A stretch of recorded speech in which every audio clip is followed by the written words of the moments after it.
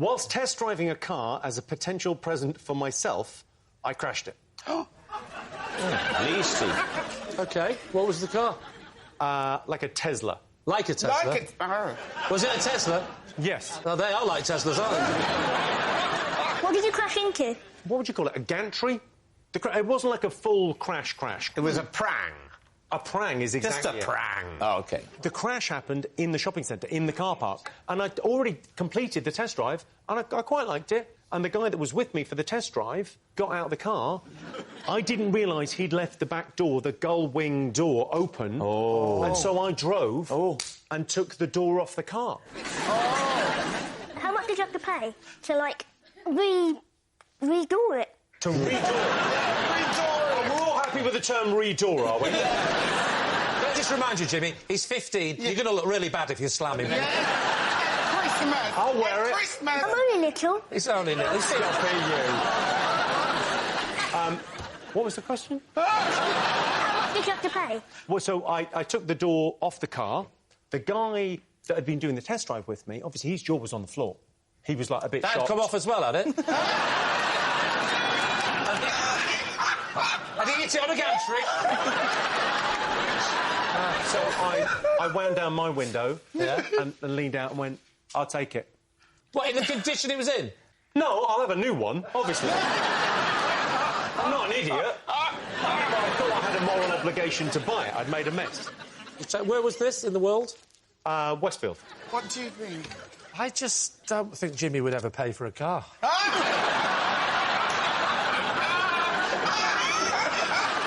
And also, the idea that Jimmy bought it out of guilt. I'm not sure Jimmy has that emotion. So, what are we going to say? What do we think? I think it's a lie. Yeah, a lie. I'll go with my team. Say They're it's a going to lie. say it's a lie. Jimmy, was it a lie or was it actually true? Oh, well, I can tell you it was...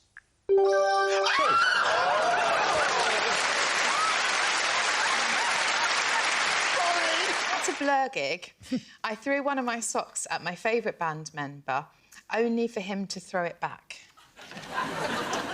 David's team. Is your favourite Graham? Graham's my favourite. What's wrong with Damon? Nothing's wrong with Damon. That's not what you were saying backstage. Who is your favourite member of Blur that is here? Oh, well, Alex, yeah. He's my favourite member now, but at the time I was a lot younger and I just went for looks.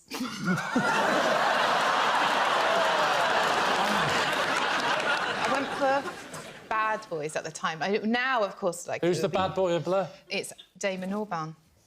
Tell us about the sock-throwing incident. Well, I changed my footwear to be more comfortable because you can't wear, like, high heels at a gig. I was trying to make my friend laugh with this bit because it's a sock, not underwear. Well, it is underwear, but it's not, like, the sexy stuff. Yeah, I don't know, it is where I wear it. You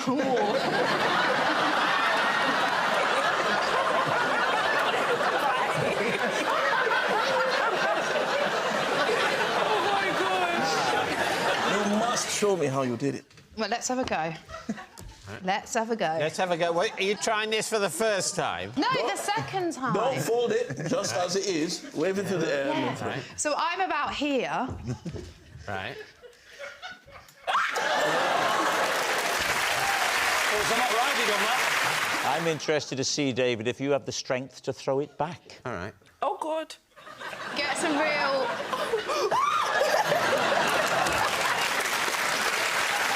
OK, you'd arrived in high heels, right?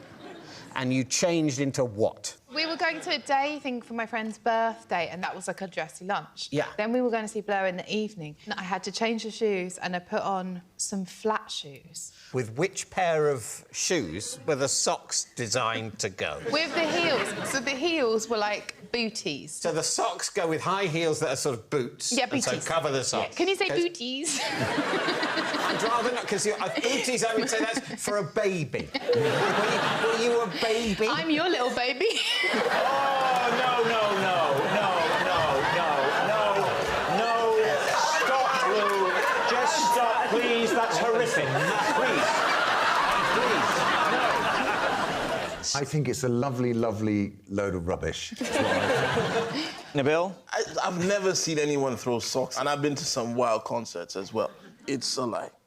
We'll go lie. OK, Lou, they think it's a lie. Was it a lie or was it actually true? It was a lie, because you're the best-looking one! My first taste of fame was when the local newspaper dubbed me the Cockroach King. David Steele. What was the newspaper? My local. It was called the South London Press. So, are you from South London? I was in the lead-up to the headline, The Cockroach King. Why were you in the public eye doing what? I was a solicitor at the time, and I sued the local authority. Because of cockroach infestations in the council houses. Yes! That's what I did. And of course it was that kind of style in court that won the day. We settled outside of court, actually. But the... I had to change the names, because these are real legal proceedings that we're talking about. Right. Well, why does the fact that it's real legal proceedings mean you have to change the names? Because I don't think it's fair to say that, let's say she's called Barbara Lighthouse. Lived in the horror of cockroach infestation. Were you representing Barbara Lighthouse? I was, yes. She'd engaged your services? She's engaged my services. I visited her property. Must have been ages to get to the top. There were Egyptian cockroaches. So I had an idea, right? I said, I bet this is bad for your mental health, living with cockroaches. And I took them to the magistrate's court on a private criminal prosecution under the Public Health Act. Why are you counting every letter in the same... Are you working out how much to charge her? You mentioned the Egyptian cockroach. The Egyptian cockroach, How yeah. many... I wasn't aware there were different types. They live in the concrete, and they can actually live off the concrete that the buildings are made of. Eat the concrete? Yep. Bob, they got some hard cockroaches. They live in the concrete. They nip out to go behind the fridge or the cooker, or to turn the light out. What were the size of these Egyptian cockroaches? They're long and thin, slip right in. That's my profile on Tinder.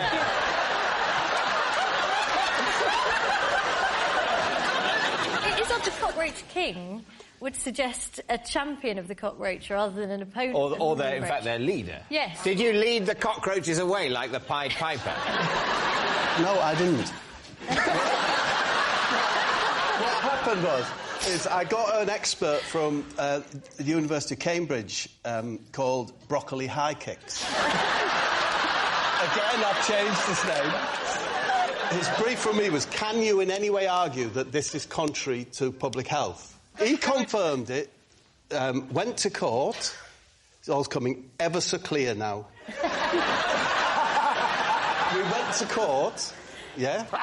Ronnie Omlets was the housing officer. The weird thing is you haven't changed his name, have you? And what was she called? Barbara Lighthouse. Barbara Lighthouse brought a clear jar of the cockroaches with her and poured them over Ronnie Omlets. Right? Of course, he was very frightened, didn't know what to do, at which point Barbara Lighthouse said, I think I've made my point, you know, to the housing officer. Yeah. This is what I live with. So, the council agreed to rehouse. Next day, the Cockroach King. Right, what's he going to say, David? What do you think? It's that bizarre that only Bob could make it up, so I think that's true. That doesn't make sense. If you're saying only Bob could make it up, then he could have made it up. No, only Bob can make it up like that. Right. So convincing. Yeah. So we're in trouble, aren't we? Well, you're saying that if anyone else had said it, it would definitely be true because they couldn't have invented it. The one person who's saying it is also coincidentally the only human who could also have invented it. Yes. What a terrible set of circumstances. Do you think it's true? Do you think it's true? Yes, let's say it's true. We're going to go true. OK. Now, Bob, truth or lie? I was telling the truth. As a child, my Christmas was once cut short when my mum took the decorations down halfway through Christmas Day. David's team. Oh, right, this... Thank you. Yeah. Was she always down on Christmas, or was... What happened this year? Well, this year in particular, Yeah. just halfway through Christmas Day, she's like, I've had enough. We've done the presents. Had you done the lunch? Yeah, we've done lunch. So let's just... What was the time? 2:30. OK, so pre-Queen. Oh, we don't do the Queen in my family. I'm so sorry, David. You don't listen to the Queen? No. Did it become... I mean, she's the head of state. 8 minutes a year, Yeah. you know, and 6.5 if you skip the bit with the trumpets. Was it a great dramatic gesture, or was it sort of... It was quite dramatic because were the things were on the ceiling? And it's taking the tree down and putting a plastic tree back into a box. The stuff on the ceiling, did she have to get We a didn't have ladder? stuff on the ceiling. Well, you had no tinsel, like, round the room? No. Oh, this was hardly a Christmas, wasn't it? You don't watch the Queen's speech. I expect you're having a pizza. You're having a pizza and she put the fake tree away like an umbrella. Fine, pop that away. This is barely worth hearing about. Was there a specific incident that set her off? She was very disappointed with me and my sisters because... In general. I think I had got one present and I had not liked it, and so that was a bad point, and my sister Cheryl hadn't got out of bed yet. Now, tell us about your Christmas Day. I'm imagining there's a lot more structure to it. And respect is a word that's coming to my mind. Thanks, Rob. Oh, I don't know. I think I have quite a normal Christmas Day. I imagine Bucks Fizz at 11. No, we don't book a band.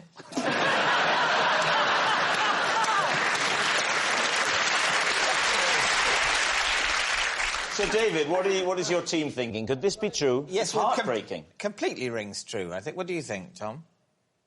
Well, whatever I think would be wrong, so... Well, that could be... If that's 100%, that's very useful. I'd ask her. What do you think, then? Well, I'd go with Tom, really. I've had an insight. Tom's had an insight, Oh, okay. Yeah, I think she's not telling the truth. Oh, what? Why do you think that? I don't know. It just came over me. Right. I think she's telling the truth. But it's quite easy to know who to side with here. I literally sit at home all day watching Homes Under the Hammer and you're next to a Knight of the Realm. Yeah, but I'd go with him if I were you.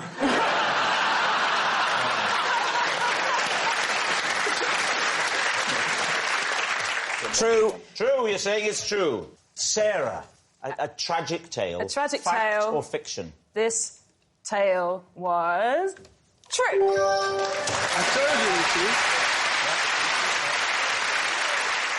If I'm ever walking alone at night, I call out the name of an imaginary dog to deter any muggers.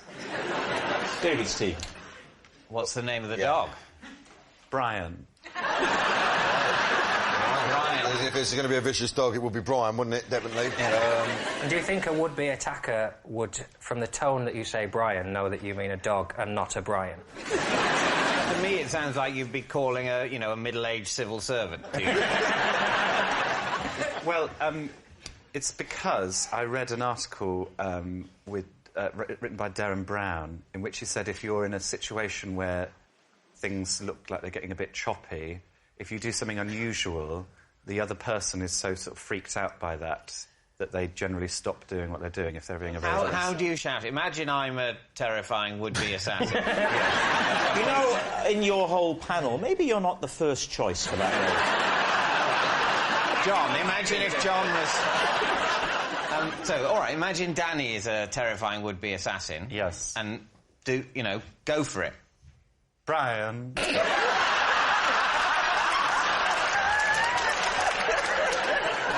You don't want to attack me now, do you? No, that's terrifying to me.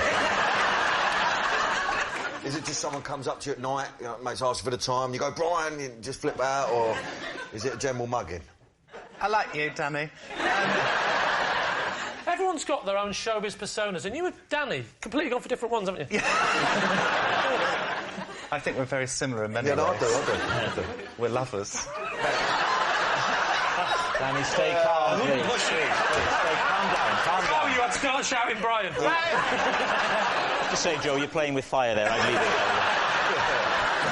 I'm feeling this one. You think it's true? Read a Derren Brown book for a start. He's that sort of... I believe the Derren Brown article, but the whole point of that is that you say something random that sort of puts people off their stride, whereas you're going for something specific, calling upon a dog called Brian to come to your aid. But that's immediately disprovable. The absence of Brian is immediately evident.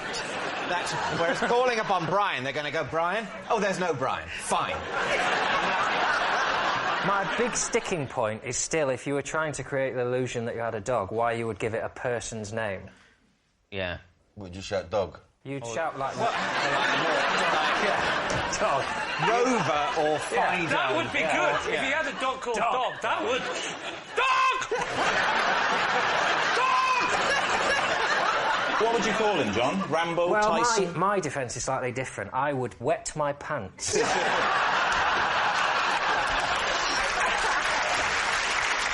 So, what are you thinking, David? John? I don't believe it. Danny? So I think it's true. You think it's true? I think he's that...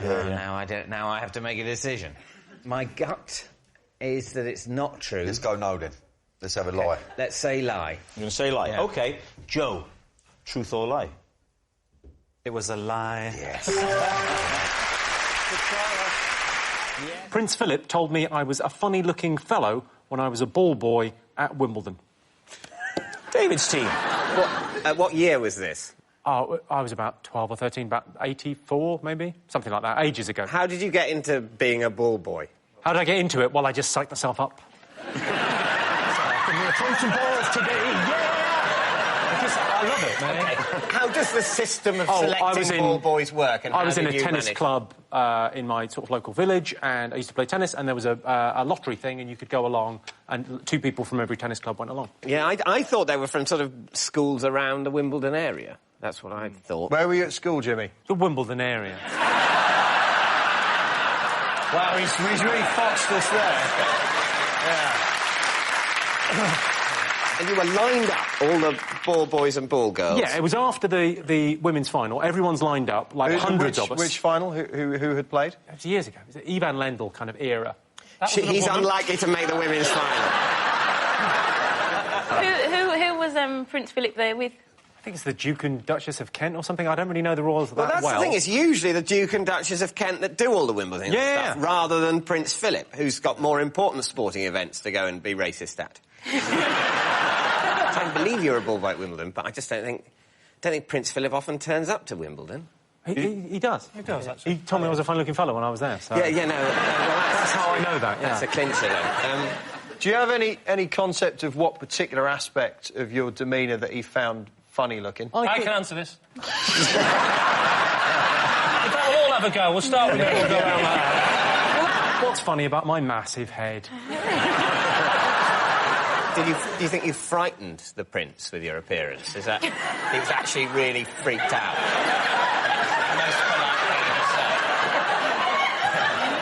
Do you know what? That joke works if you don't do that. Do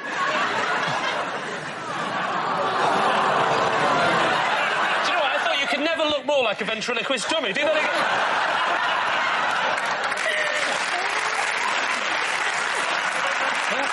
You cheeky monkey! You go back in the box, eh? Right, David, what do you reckon? Yeah, well... Is he telling the truth? What do you think? It could be true because of his face, but...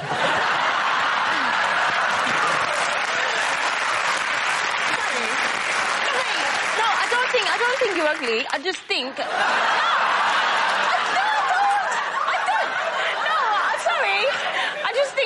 a very unique face. No one will ever forget you. How am I getting bullied by Jamelia? How did that happen? So, David, what's your team deciding here? I think it could be true. I don't know. I don't trust you. You're a funny-looking fellow. Yeah, you see, that's the crucial detail. Yeah. I'm edging towards a lie.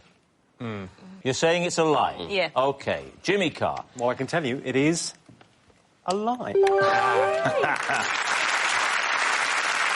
It's a lie. Prince Philip didn't tell Jimmy he was a funny-looking fellow at Wimbledon. What a moment. Perhaps the funniest man in Britain, known for his off-colour material, finally getting to meet Jimmy Carr. It says possession. Now, first of all, read out the card, and then when you've done that, take the object and pop it on the desk. I once bought a chest of drawers for my bedroom online. I realised I'd made a terrible mistake when this arrived.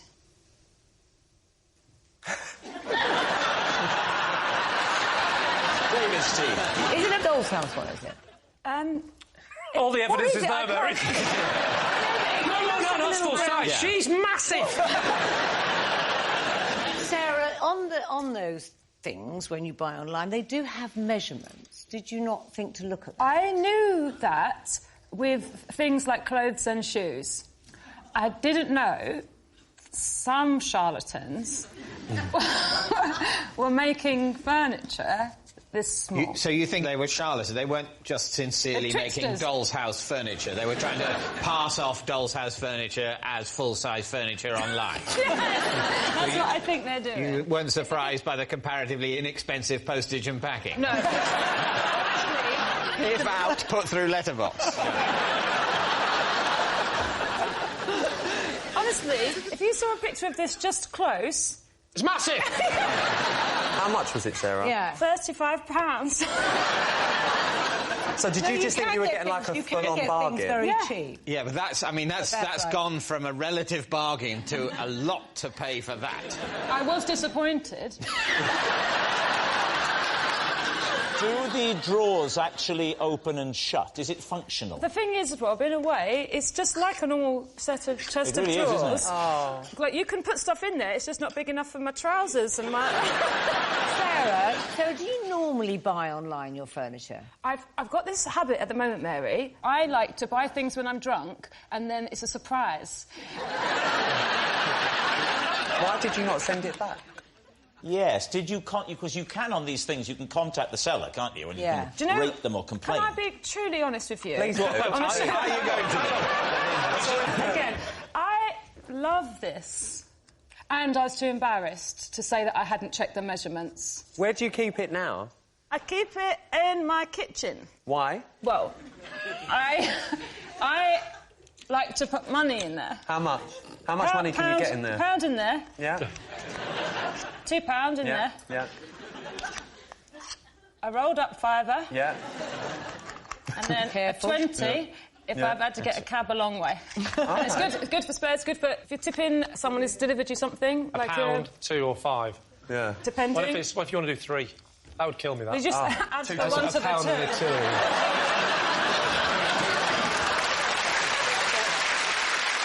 What do you think? Mary, what are you thinking?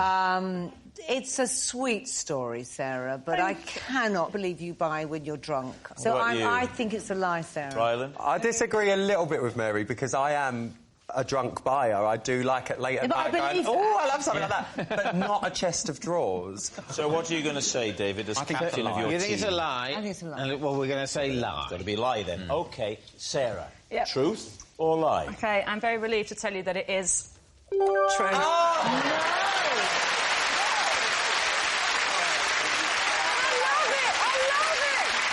Yes, it's true. Sarah did buy a tiny chest of drawers by mistake.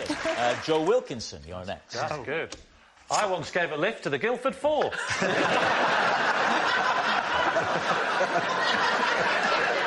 Well, Joe is sporting a very sort of open prison look tonight.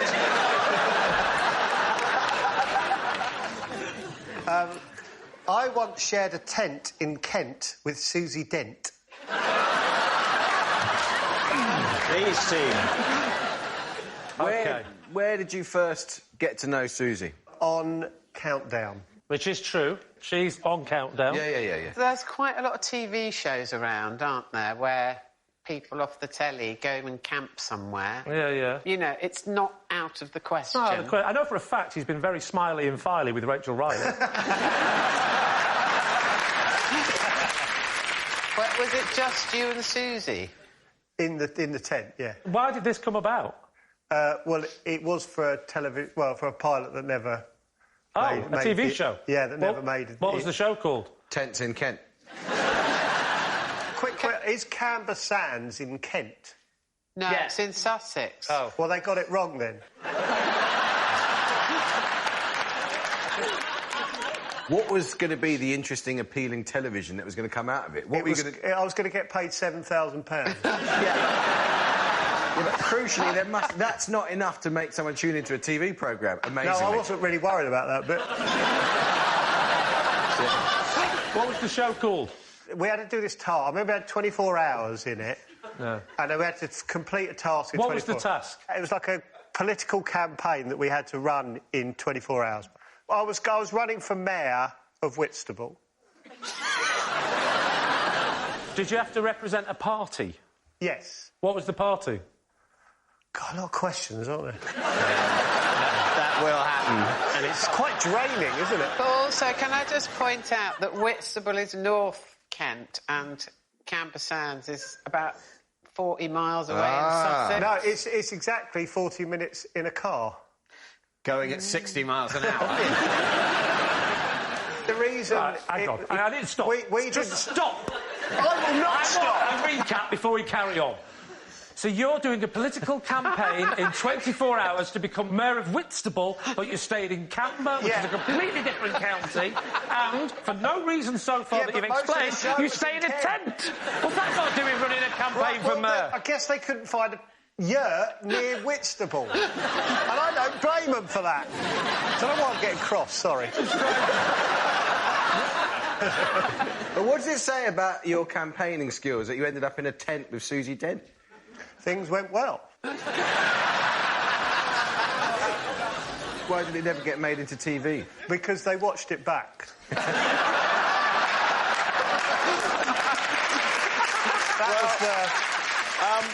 What do we think? Joe, what are you thinking? Oh, I really want to believe it, but I just don't. Oh, fair enough. I could have believed you're in a tent with Susie in Kent, but I think the whole political campaign thing's just... It's a distraction. Okay. All right. What's it going to be? We're going to say it's a lie, are we? It's a lie, I think so, yeah. We think it's a lie. I think it's a lie. Joe, were you telling a lie or were you actually telling the truth? It was a lie. I believe you. As a schoolgirl, I got a free can of Coke every day from my newsagent in exchange for keeping quiet about his affair. Lee's tea. How old are you? I was 12. And this happened for how long? Maybe for about a year or so. How did you know about the affair? Because I walked in on them. What were they doing? Something that they shouldn't be doing. Bit of a pick and mix? Well, he was picking and she was mixing. What did you see them do? They were getting amorous, were they? Gosh. Right, so went in and the door, because it was a post office as well, was open. And because we know him, I peeped round and somebody was on their knees. Oh, God. Have they dropped a contact lens? Or they were simply praying for forgiveness. Yeah. That's not how you lick a stamp.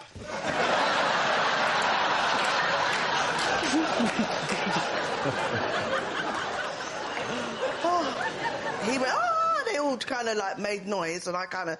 just checking if he was all right, so I was just checking if he was all right. What did he say? And he was like... Oh, yeah, I'm fine. Yeah. Did you know who she was? Yes. She was a member of the local community? She definitely was part of the community. Was she married?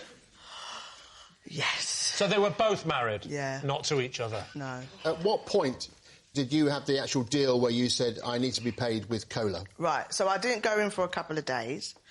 But back in those days, they had... Do you remember the jelly sweets that was a watch? Oh, yeah. Yes. I loved those sweets, and that was the only one that ever did it. So after 2 days, I was like, you know what? I'm going back in there.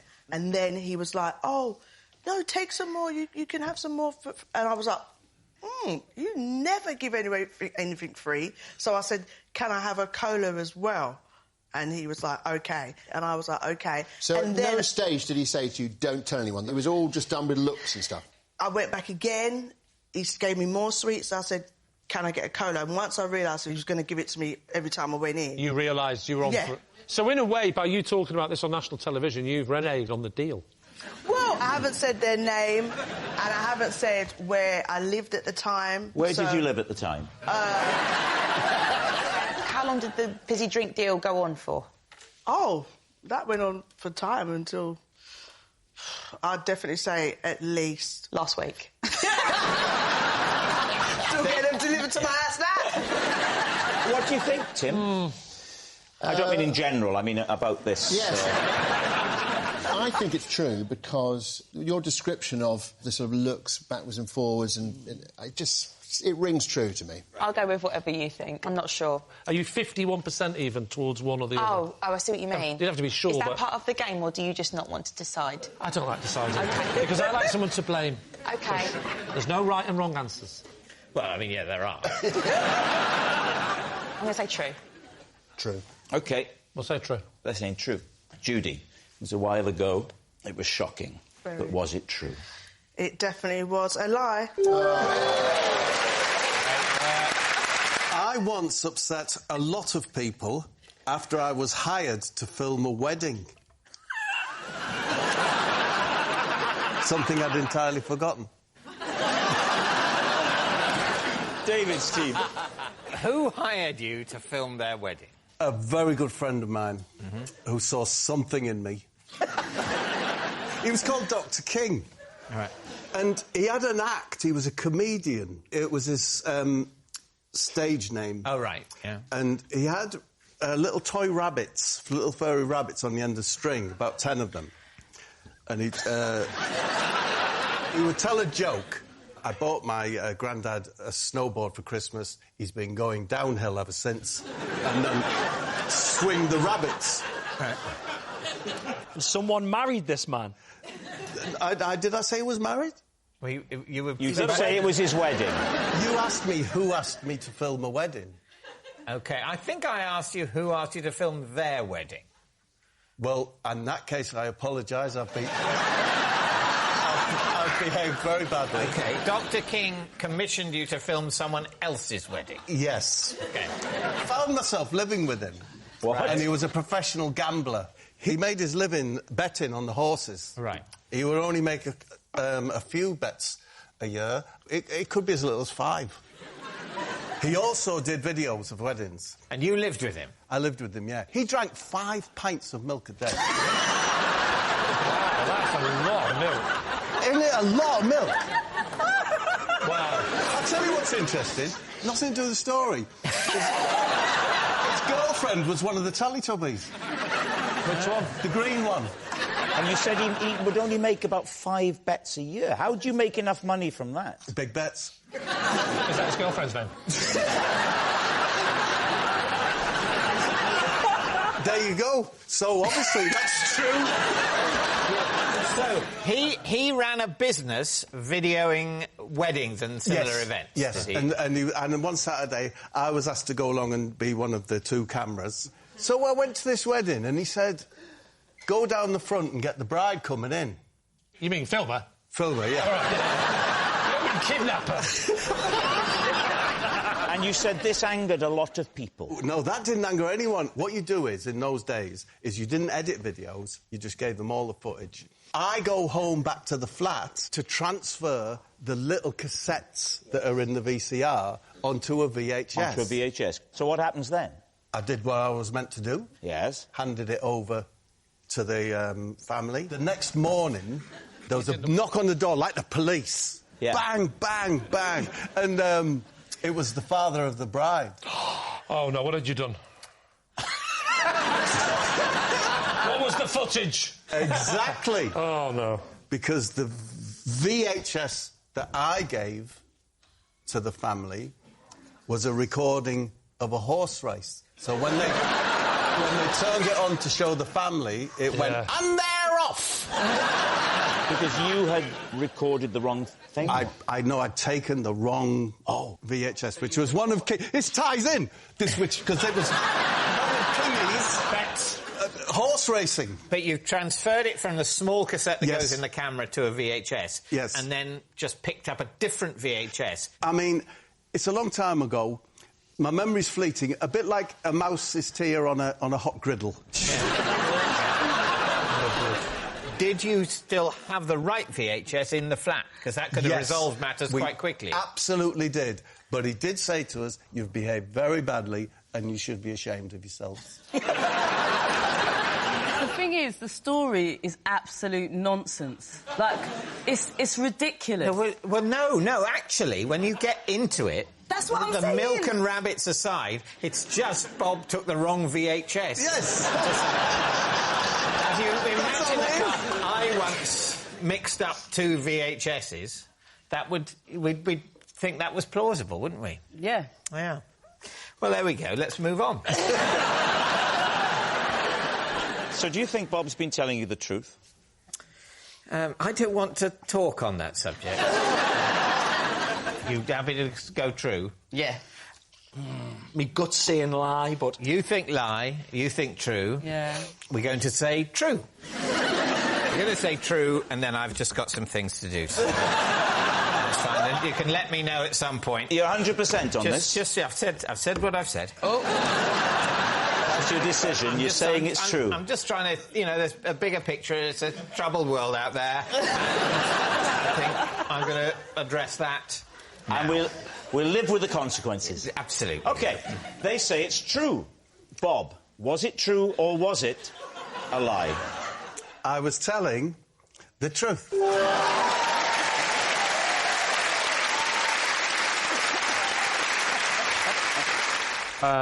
As a baby, I was regularly fed coffee in my bottle.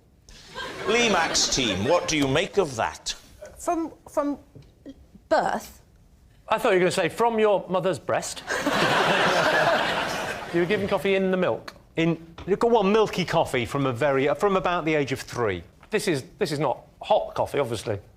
Yeah, no, it would have been quite warm. Warm, milky coffee. And when you got older, did you ever say to your parents, why did this happen? Yeah. My children like coffee. Nowadays, you can have what they call a kiddicino. A baby chino, baby sorry. chino. Baby chino. I got it wrong. Kiddie chino. Actually, a kiddie chino is just a very small pair of trousers. You probably do use them.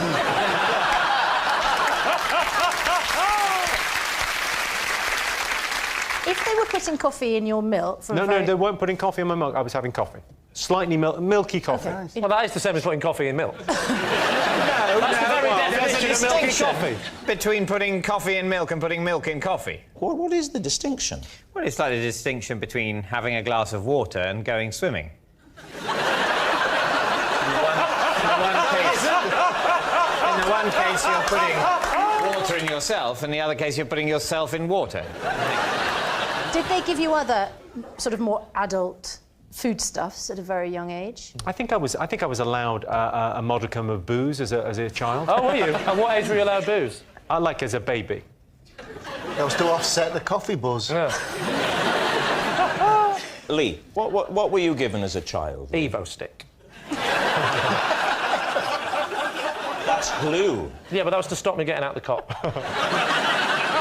David, as a small child, what were they bringing you in your quarters? Just a port and a cigar. You took the words out of my self-parodic mouth. No, the blood of a pheasant. Did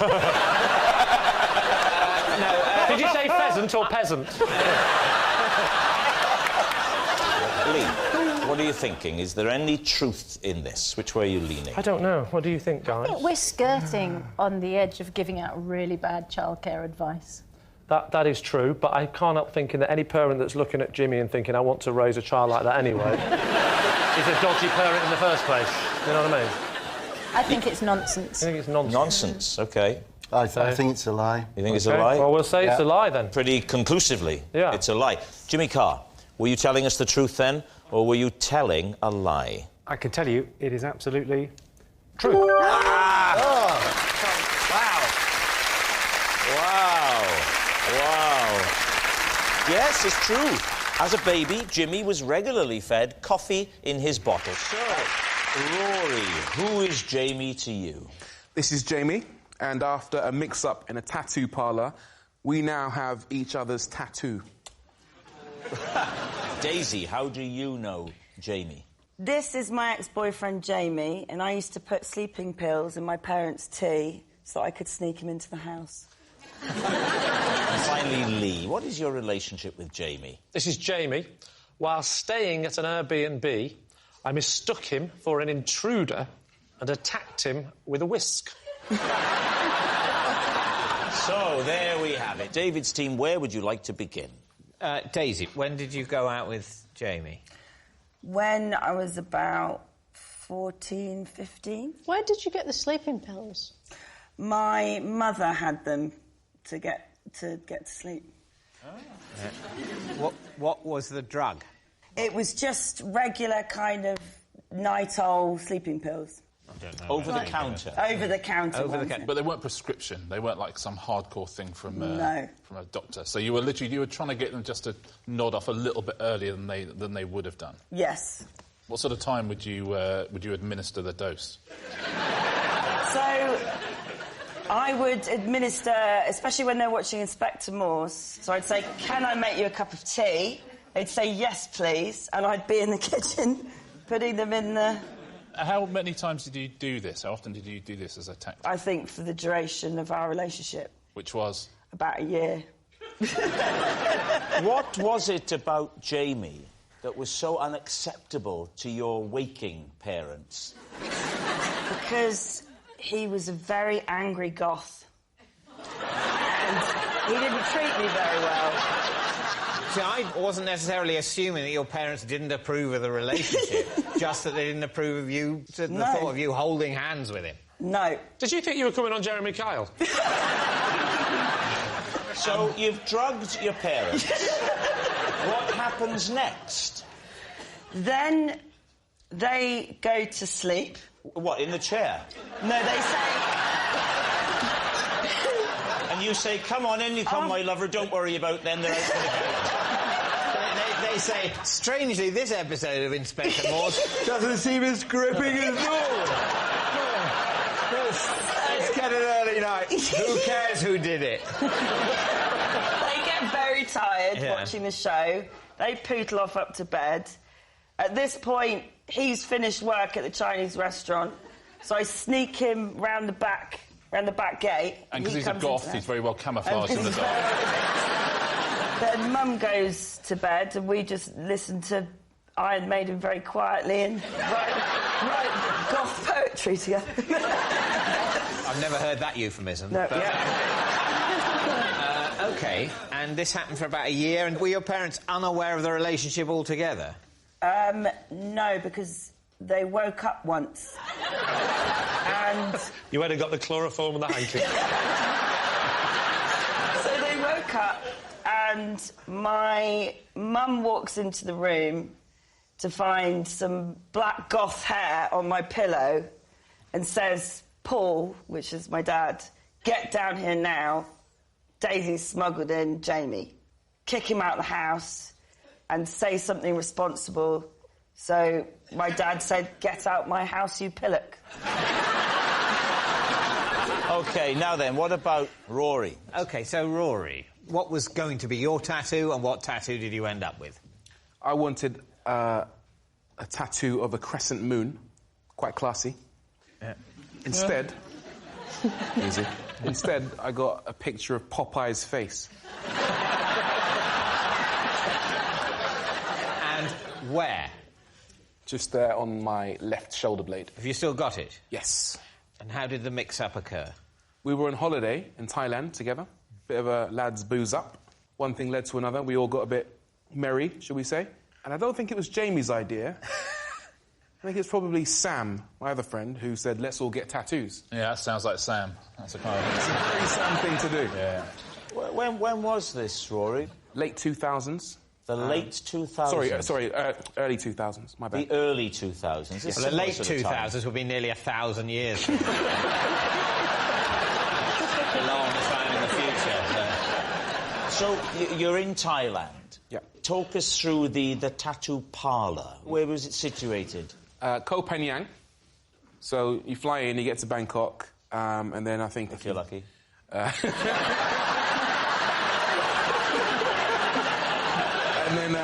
And then you travel to Koh Phangan, and there's this little parlour, and they're used to tourists coming in all the time, and they have multiple beds, if I remember correctly. How classy. And not that kind of establishment. And then you choose out of a book what you want. Yeah. And then you kind of go... I know what a book is. I'll have the number 4, Jamie wanted the number 5, or whatever With rice, it was. or...? Not that kind of establishment. Okay. And then So it is neither a restaurant nor a brothel. The kind of establishment it is a tattoo parlour with beds and a low standard of administrative competence. You'd have gone out of storm on this stag weekend, David. Rory, how long was it before you realised the mistake? Immediately. Yeah, you stand up, there's a mirror there, you go like that. And there wasn't a picture of a classy crescent moon, there was a picture of Popeye's face with the pipe and everything. Who's more upset by this outcome, you or Jamie? Me, by far. Right. Absolutely. He's now got a classy crescent moon on his back. I've got Popeye. Are you not following this? OK, now then, what about Lee? Remind us, Lee, of your claim. So this is Jamie, and while staying in an Airbnb, I mistook him for an intruder, and I attacked him with a whisk. OK, and where was the Airbnb? The Airbnb was in Rye. And why were you staying in an Airbnb in Rye? Because I like to get away from my family, full stop. I like to go away and write and just get some peace and quiet, so I go away for 2 or 3 days, occasionally, very occasionally. Why did you Get married in the first place? But I don't know. I've asked myself every day the same question. Why did you choose a whisk over a knife? Well, as you may know, that a lot of people that are attacked in their home are often attacked with their own weapons, because what they do is they take a weapon, like a hammer, and they go, get out my house, and then the burglar panics, and then he grabs the hammer, and a fight ensues, and then the person ends up getting injured. So when I opened the drawer, I had to make a selection. And I couldn't go knife for the reasons I've just explained. I looked at big rolling pin. I could get attacked with that. But you can't go the other way either. You can't pick up the Mr. Men jelly mould. And I had to find out what was the perfect middle ground between... It looks aggressive and offensive, but I think it'll be all right if he tries to hit me with it. What's the most he's going to do? Mess my hair up? And you wouldn't want a knife. You wouldn't want to kill him. You'd have a whisk. You could just beat him.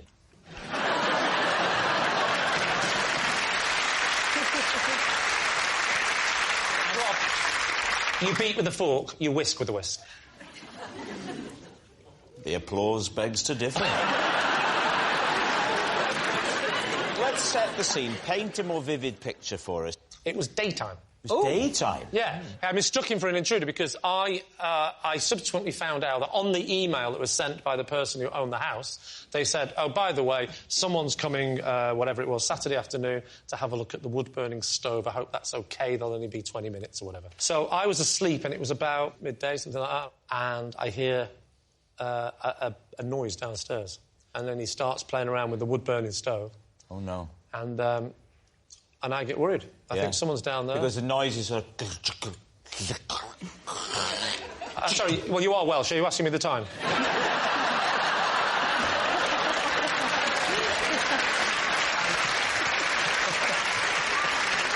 And so I go downstairs and I see this figure.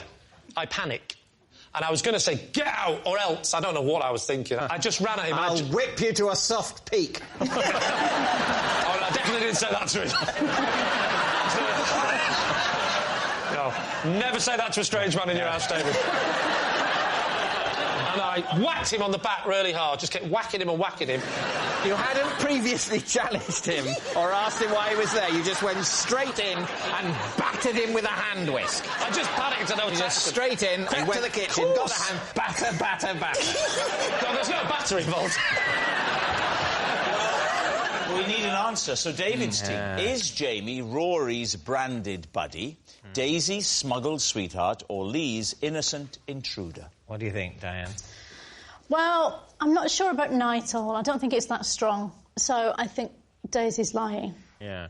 How old do you have to be to know about Popeye? Oh, that's... Because I think... Why would he pick... Yeah. It doesn't ring true. OK. You know that if it's not Daisy and not Rory, that means it's Lee. That's right. Can't believe. So, what's it going to be, David? I think it's Daisy.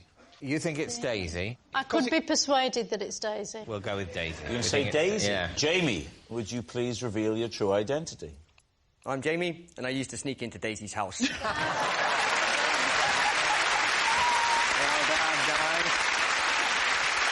Yes, Jamie is Daisy's smuggled sweetheart. Of course, this is not something you should ever do, putting sleeping pills in someone's tea. And thank you very much, Jamie.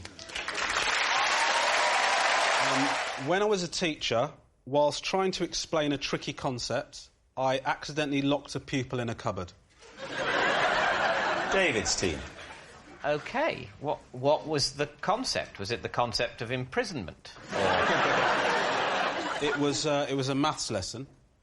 I was teaching the topic of probability and chance. What's the chances of getting locked in the cupboard? Well, that became an extra learning objective. That wasn't the main one. I was trying to get across the idea of Narnia. Yeah.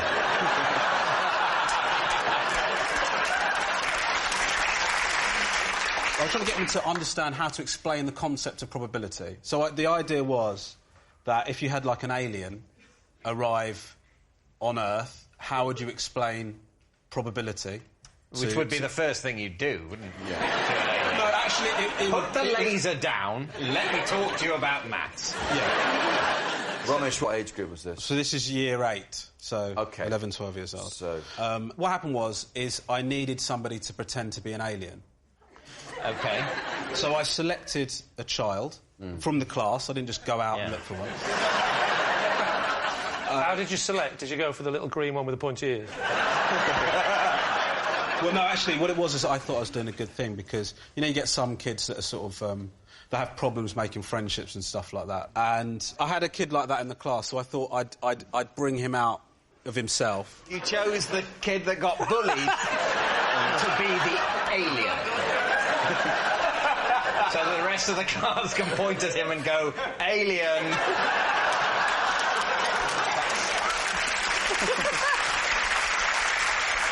I mean, to be fair, I thought we were just playing a game. I didn't realise this was an Ofsted inspection. So basically what it was, I was trying to make it realistic.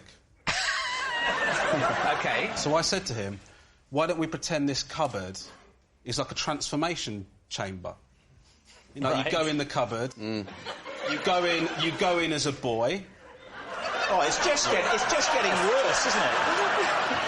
One of my kids came home from school and described this scene. I'd be down that school like a shot. And how surprised will you then be to see that teacher on the BBC a few years later? In the current climate, not surprised at all. Basically, I said to him, you're going to go into the cupboard, you're going to transform into an alien. What was the concept again he was trying to teach the kid? Probability. Probability? Yeah. We haven't got to that bit yet. We're going to find out when he steps out. Oh, when we're trying to find out how to transform to an alien right now. That's what we're looking forward to. We're looking forward to him coming out. We never get that far, do we? What am I talking about? At the next Ofsted inspection, a small skeleton was discovered. And they said, what are the chances of that? And they said, well, interesting you should ask that. What were you going to do, though? That's what I want to know. If he hadn't got locked in, what were you going to do? The idea was that he was going to come out and be the alien, and then I was going to get different kids to... different kids to... Don't lose confidence. So, I was going to get different kids to explain to him what probability was. So he was going to be like the dummy alien, and then he'd be like... Boo, boo, boo. And then... Never to be bullied again. I can't help feeling that I'm a little bit under attack here. It's all right, because you may be lying, in which case you're off the hook. Why does it help to understand probability, to get children to explain it to an alien? So basically, in order to get the idea that a kid understands a concept, them explaining it and that explanation being clear illustrates that they have learnt it completely. So Romesh, you've sort of left it at he's in the cupboard. He got in. Yeah. What happened? I realised I couldn't open the door to let him out. So I sort of started looking around for other teachers to help me. And they said, actually, the cupboard, it can be opened from the inside. The problem came when I said to him, you're going to have to come out the cupboard, just open it from the inside. And he replied... Yeah, because he was being an alien. Right. So, yeah. That extended the problem. And he was in there for 20 minutes. So he came out in the end, he eventually opened it, he came out and... Well, the lesson was ruined. What are you thinking, David? I do know that Romesh used to be a maths teacher. Oh, OK. Right. So, and that, you know, education's loss was show business's gain.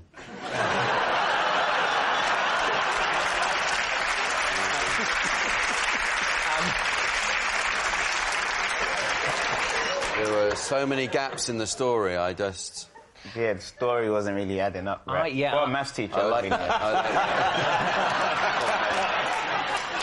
We think it's a lie, do we? I think it might be. It's a lie for all of you. OK. Romesh, truth or lie? The story is true.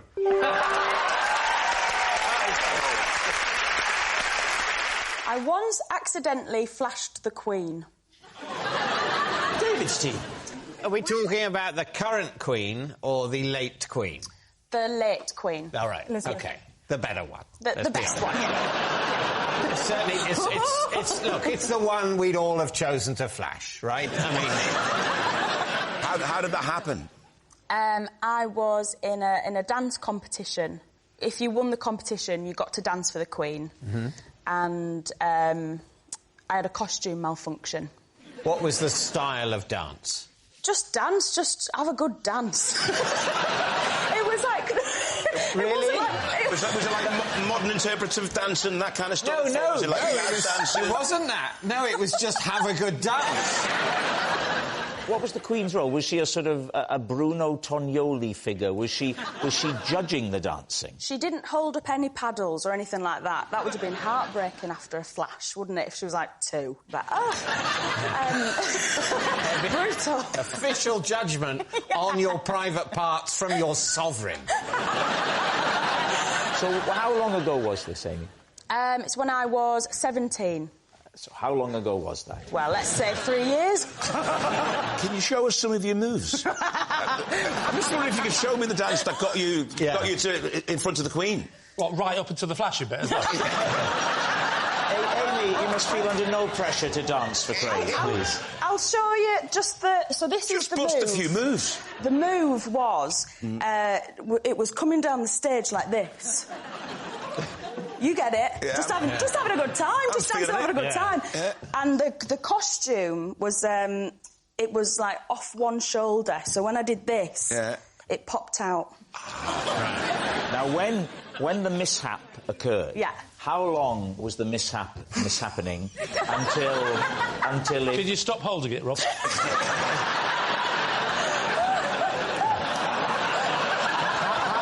How long before things corrected themselves? Or did it pop back in? Or what happened? Sounds like a hernia. No, it was... I had to pull it back up. For how long before you noticed, then? Well, obviously... Did the Queen have to point it out? So what are we going to say, David? We're going to say true. Oof, so masterful. Right. They think it's true. Amy, was it true or was it all a lie? It's true! When I was a child, the only thing that would get me to sleep was my parents reading me the takeaway menu from our local Chinese restaurant, the Flying Chopstick. David's team. At what age was this? I'd say it kicked off at 7 and probably lasted about a year. Was it read out in any type of accent? No. Well, my dad... Would you say any type? Any type. There's one specific one. If they were in a French accent, it'd be nice. This is quite surreal, isn't it? But I'll go with it. My dad is half Polish, half Lithuanian, so it had a sort of Eastern European tinge. Could you give us a kind of a little rendition? So it would be something along the lines of... This will be interesting. It'll be something we'll just separate ourselves from the person doing the routine. You don't want to be in the clip when it comes on the news, do you?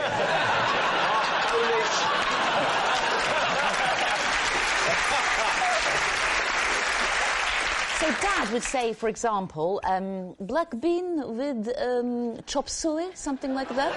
Black bean. Was your dad the fella from Sesame Street? One pork balls. Two lovely pork balls.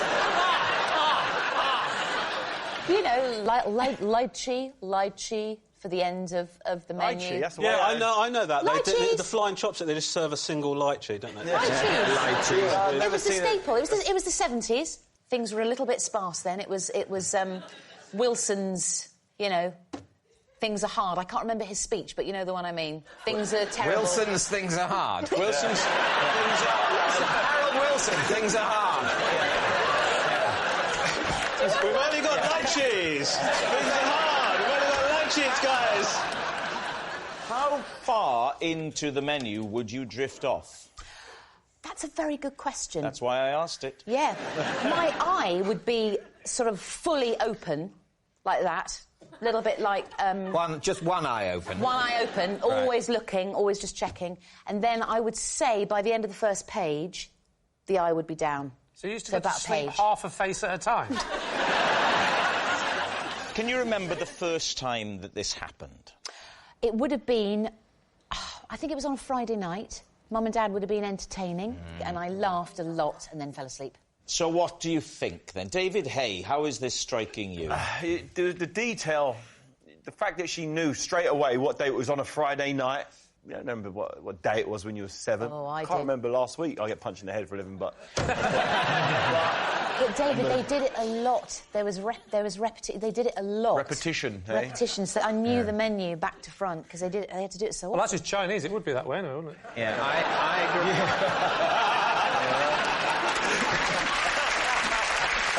Romesh, what are you thinking? I think it... I don't buy it. David? Actually, you've got two Davids. We'll call you the Haymaker and the Librarian. What are you thinking, David? Well, I think I don't believe it. You realise, I like the system you've got there. We're going to call you the Haymaker and the Librarian. So what do you think, David?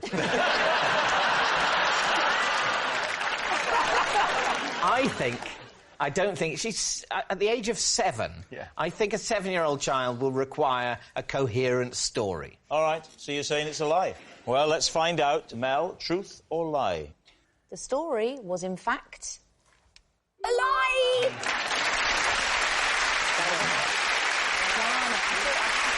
So please welcome this week's special guest, Michael.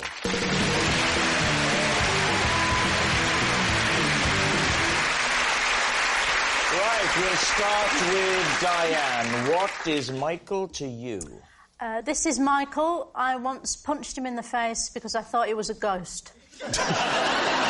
Bob, how do you know Michael? This is Michael, and after cutting his hair, I got a job on a campsite as a hairdresser. And finally, Lee, what's your relationship with Michael? This is Michael. Together, we helped free a donkey that had trapped itself in the cubicle of a seaside toilet. So there we have it. Is Michael Diane's ghostly guy, Bob's campsite client, or Lee's donkey do-gooder? David's team, where would you like to start? Well, Diane, where were you when you mistook Michael for a ghost? I was backstage at the Theatre Royal Bath. And what were you doing there? I was in a play. What happened? You were in the dark, waiting to go on the wings? I was in the wings. In the wings, waiting to go on? And I'd been told a ghost story about this. Where that the was Theatre Royal Michael? Bath is haunted. What was the story? Well, that the theatre was haunted. They said that about once a week, this ghost, a man with white hair, would float around the theatre. So you heard So that then story. I'm standing in the wings. Uh-huh. I turn round and I see... Well, I know it's Michael now, but at the time I thought it was the ghost because of the hair. And I sort of inadvertently punched him. And what was he wearing? He was wearing quite dark clothes because he was, you know, working backstage. He looked like he was kneeling on some sort of prop. So he looked like he didn't have any legs. That's what made me think, oh, my God, it's the ghost. He sort of sidled up and knelt on something. Yeah. I have to say, I have slightly less sympathy for Michael now. I realise that what he did is he sort of crept up behind you and knelt there. that is slightly creepy behaviour, isn't it? Yeah. I did ask him why he was kneeling on the bookcase. Yeah, but I imagine at that point he was also asking you why you hit him. Yeah. Did he answer you? Was he able to say why he was kneeling on there? Yeah, he said there weren't any chairs backstage. All right, who next? OK, Bob, you cut Michael's hair, and this was on a campsite. Yeah. How did you come to... Because you're not a hairdresser, are you? I'm a hairdresser, David. You previously worked as a hairdresser, had you? I'm from a family, I'm the youngest of 4 boys. And in my family tradition is that the eldest is a priest, then a lawyer, then a teacher, and then a hairdresser. So it fell to me to take up the scissors. I was given my first set of scissors when I was 13. I actually had a pair of scissors when I was younger than that. Were you the 4th child? Yeah, no, it wasn't. It was more for, you know, cutting out bits of coloured paper. Oh, no, these were Japanese steels. These were Yasakis. Right, OK. So you were given these hairdressing scissors at the age of 14? Yes. Had you undergone any further training or just were encouraged to experiment? Well, here's the rub. Because Michael, or Mickey, as you know, Mickey the Drink, he's...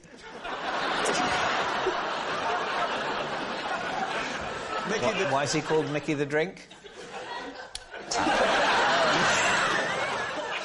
Anyway, so, he was one of the first people that I ever gave a haircut to as a young boy. He was one of my friends. And then, fast forward to 1982. I go to the World Cup in Spain. There was Michael, Billy the Pigeon... Gentle Kent. Billy the Pigeon? Gentle Kent, yeah. Why is he called Billy the Pigeon? Oh, he's found his way home. No, he's a pigeon.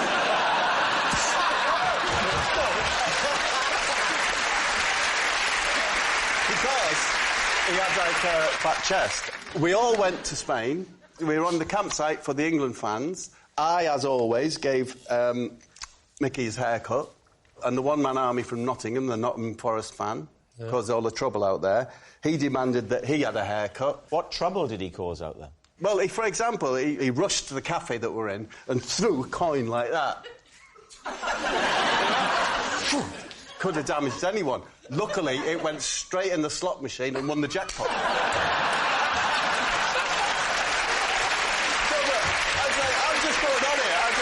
It was really rather simple story. So I cut Mickey's hair I'd done since he was 13. So you'd cut his hair regularly. You first did when he was 13. When he was 13, one of the first people... You were his regular hairdresser. No, that would be a lie, but I would always cut Mickey's hair. Yeah. I was seen doing this, and before you knew it, over the course of the next 10 days, I probably did 50 to 60 haircuts. And were you paid for these haircuts? I probably was, but in kind. Right. Oh, because,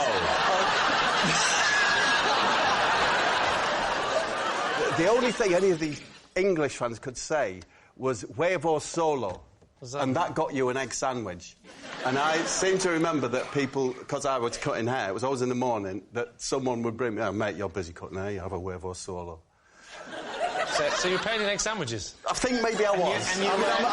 And you did 50 haircuts over, how many days? I think that was probably 8 days. So you're having 50 egg sandwiches over 8 days?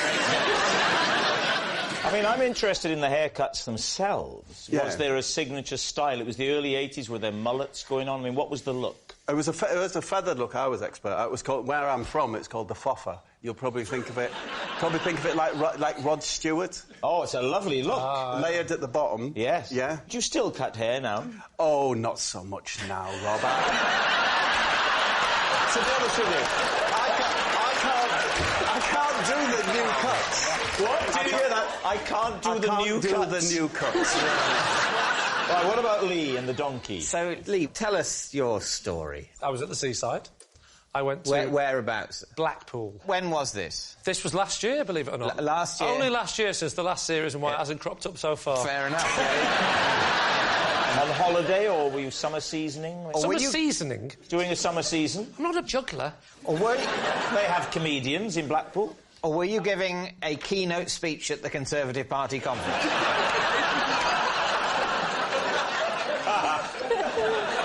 Or I was doing a summer season. No, I was on a little weekend break. I decided to take my family to Blackpool. What sort of loos are these? Public toilets on Blackpool seafront. So you go into the loo... I go into the loo to use the toilet. Where's the donkey? The donkey is in the cubicle. The door was shut, and I did that thing where I looked underneath, and I just saw...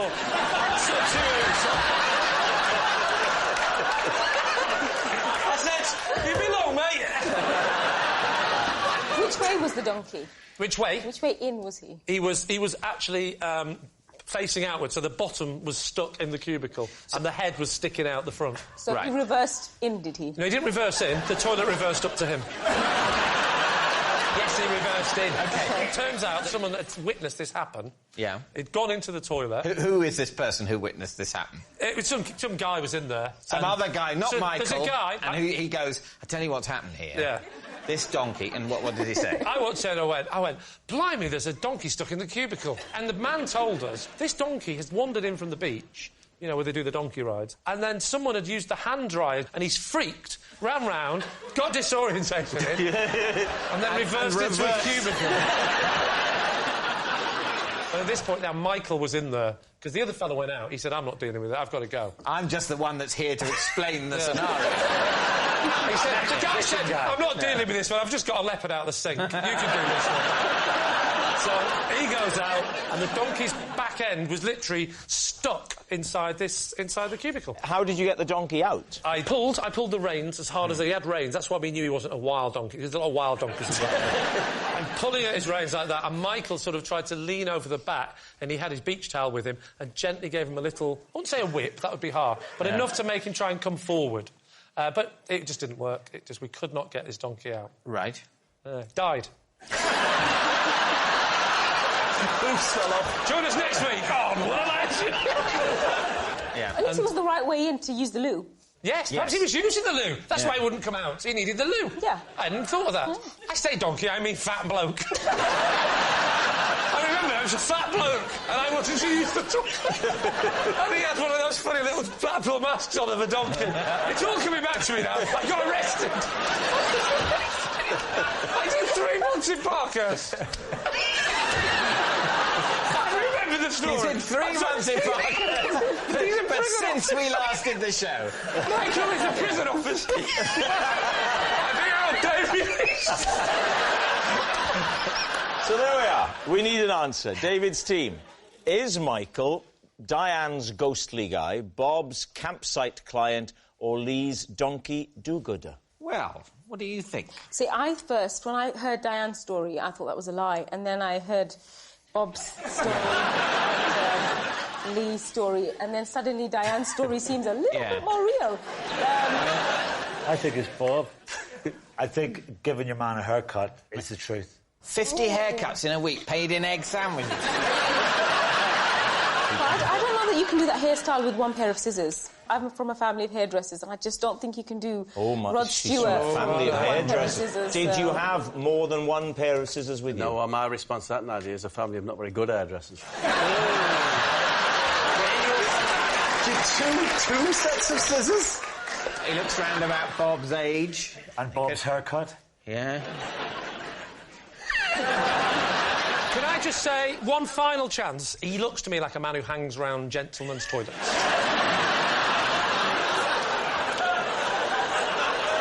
I'm going with Diane. Yeah. Going with Diane. We're settling. David's team are saying that it is Diane. Michael, would you please confirm your true identity? My name is Michael, and Bob gave me a haircut and a cancer.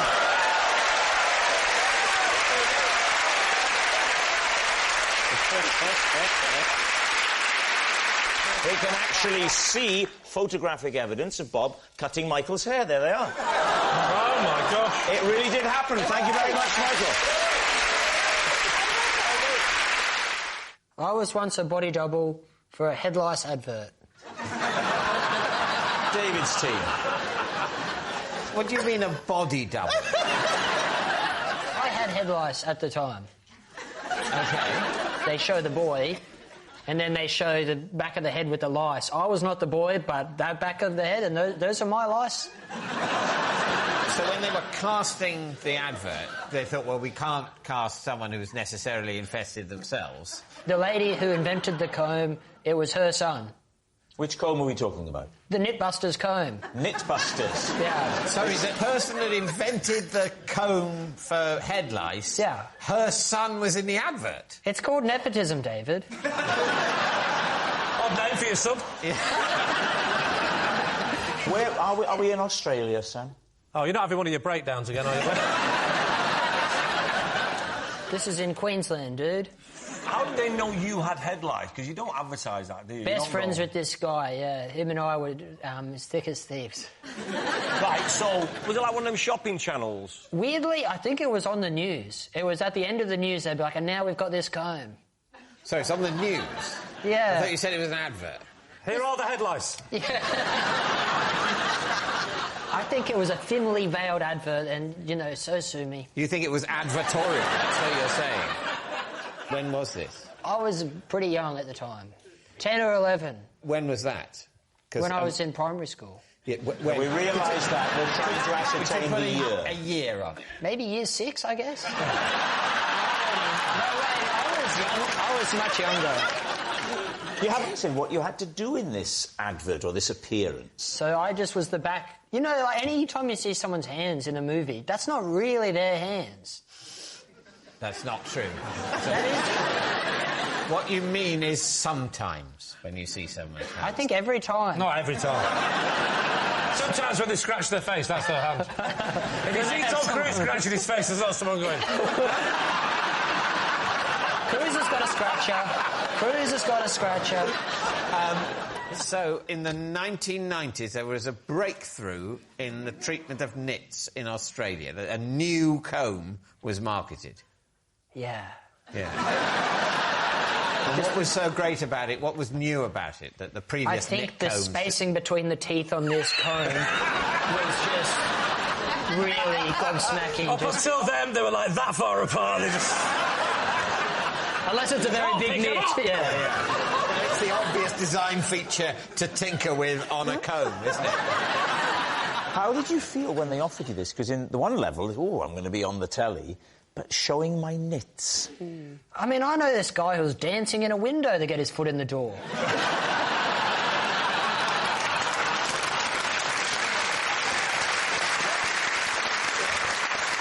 All right, well, what do you think?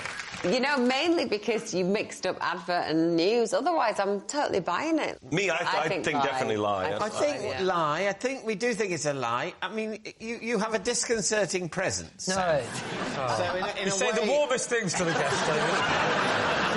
But there's also something ghostly about you. I wouldn't be surprised if at the next recording they said, wasn't it weird that on Lee's team we only had one guest? No, there was another guest, Sam, who was from Australia. And Rob says, there is no such place. But I think we think it's a lie. They're saying it's a lie. It's a lie. Sam, truth or lie? That's true.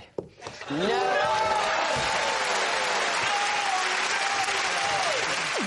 It's Bob. Sorry? It's you, Bob. It's apple pie tonight. Is it? Since Friday, then? Yes. Following advice from Chris Rea, I always crack an egg into my bath. I've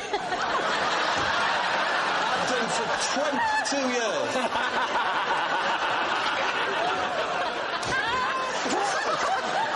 We should say for any of the younger viewers, some of my fans, who Chris Rea was a very popular singer.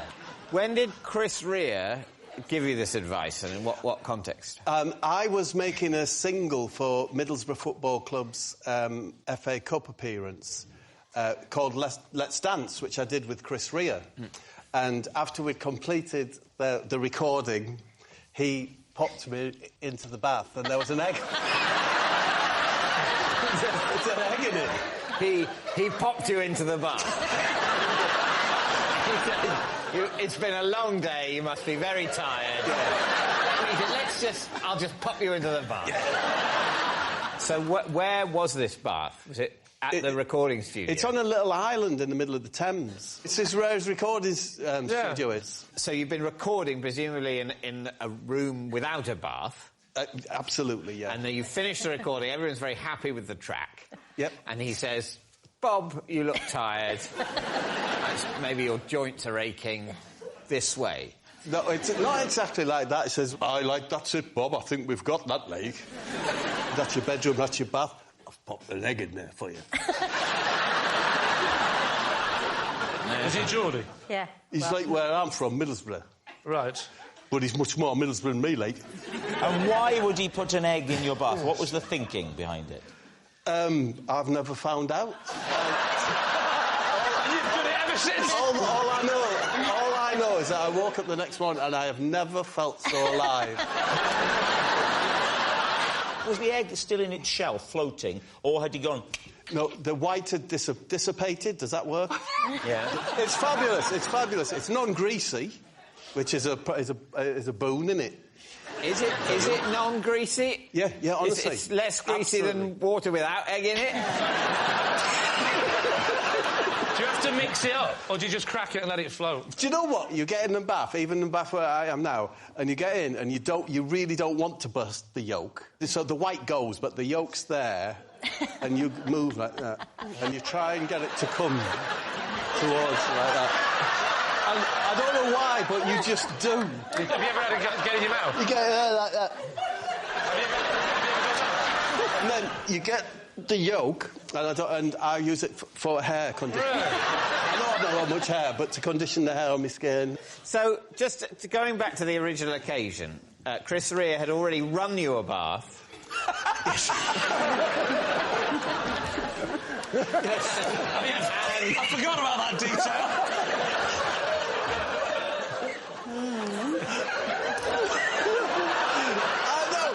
If you knew Chris, it's just so Chris. Yeah. Do you know, the other thing is a couple of weeks later, he sent me a gold doily.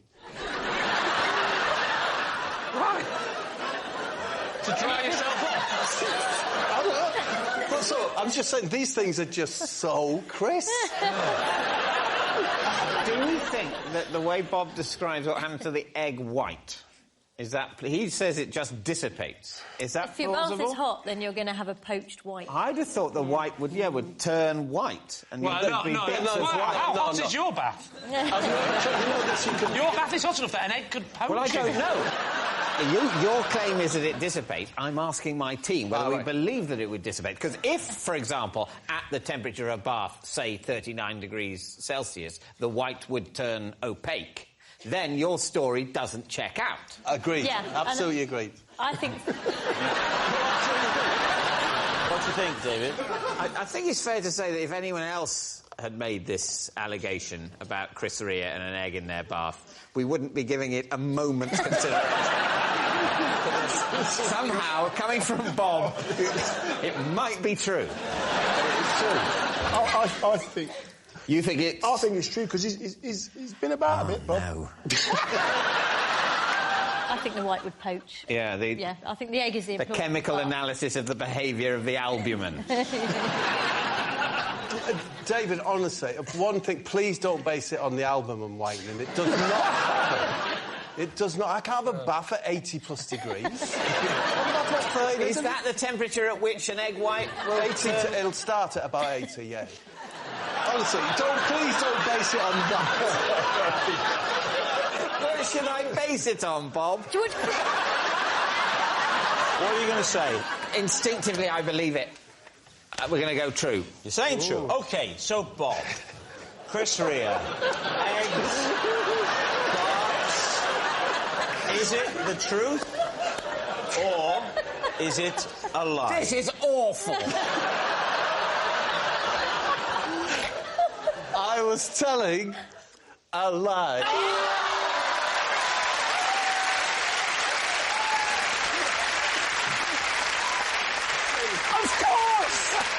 course it's a lie! He said Chris Rea put an egg in his bath! Of course it's a lie! It's obviously a lie! Who could possibly believe that? Possession. Right, there's a box underneath your desk, Diane. Could you open the lid, read the card out first, and then take out the item? Every time I lose a tooth, I put it in a pot. This is that pot. Right, Lee's teeth. Now, I'm confused because my children are watching this. Why didn't the tooth fairy take them? Well, they did some. Because if you was to put that under your pillow, you'd get about 700 quid. Are there teeth in there now? Yes. Okay. So why did you decide to start just collecting them?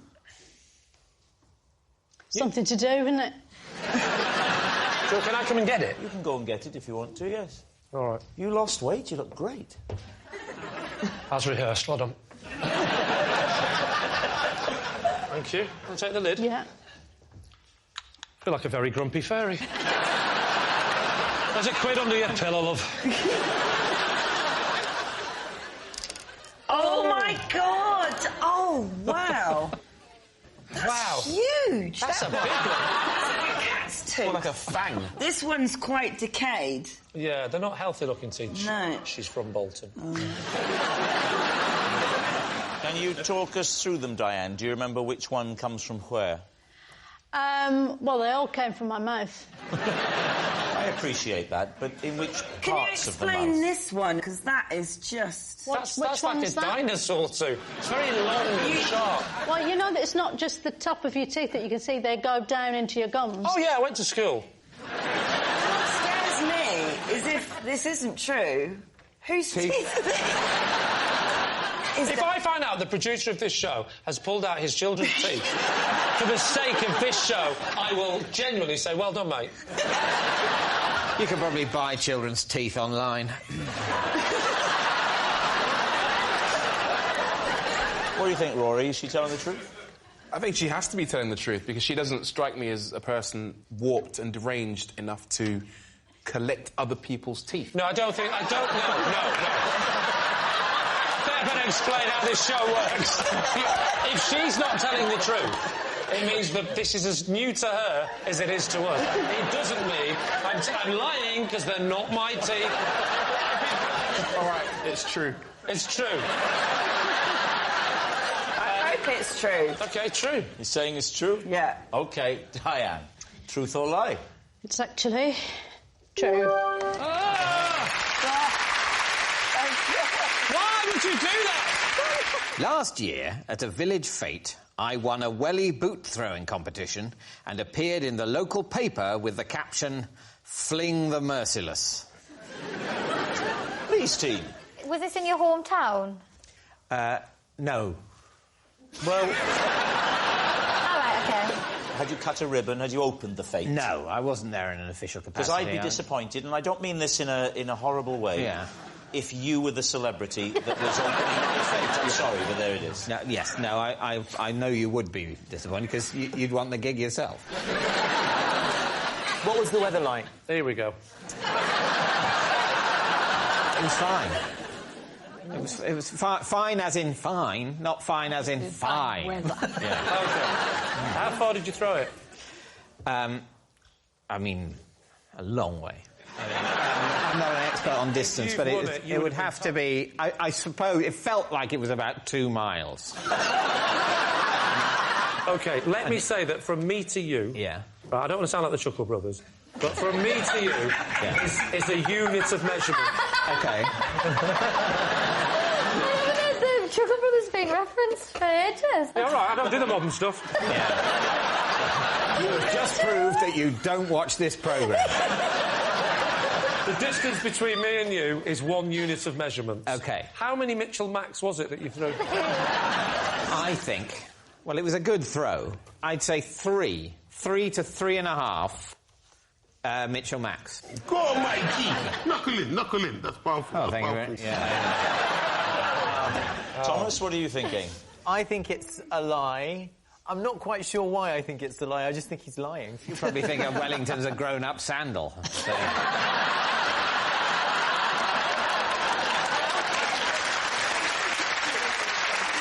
So, Lee, are you going to go with your team? We're both saying it's a lie, are you? Yeah.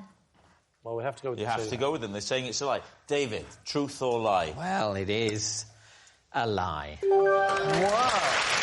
Yes, it's a lie.